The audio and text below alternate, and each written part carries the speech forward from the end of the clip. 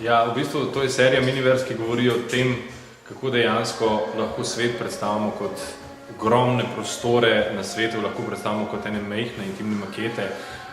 Pač te kraje, ki sem jih poslikal, smo z Photoshopom pač pomanjšali, naredili majčkeno bolj take podobne maketam in dejansko so te kraji potem postali taki intimni prostorčki, kot da bi se sprehajal po maketi železnice. Zdi se mi, da smo zelo uspeli in definitivno vidim, da podobnega projekta pri nas še ni bilo predstavljenega, zato pač sem zelo vesel, da je premierno v Sloveniji lahko danes otvorim to razstavo.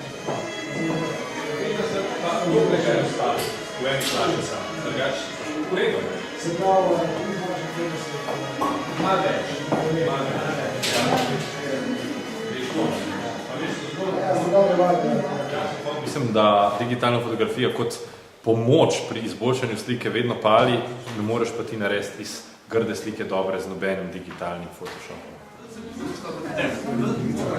Tako.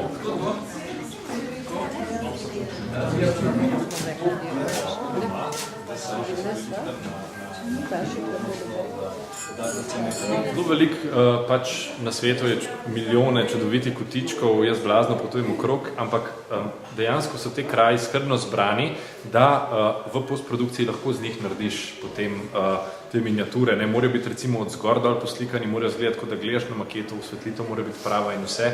In se mi zdi, da pač izmed 100 krajev, ki sem jih poslikal in 1000 je ta selekcija tukaj danes pač ena idealna reprezentacija tega, kar smo hoteli povedati. Ne?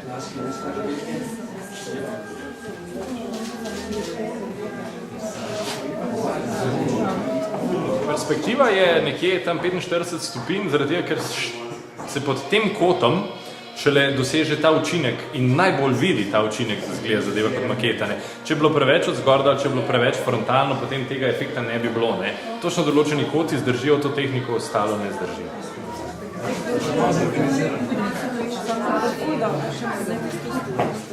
Eni fotografi fotografirajo te stvari z pravim objektivom, ki se nagne in že avtomatsko dobi neostrino, temu se reče tehnika tilt in swing.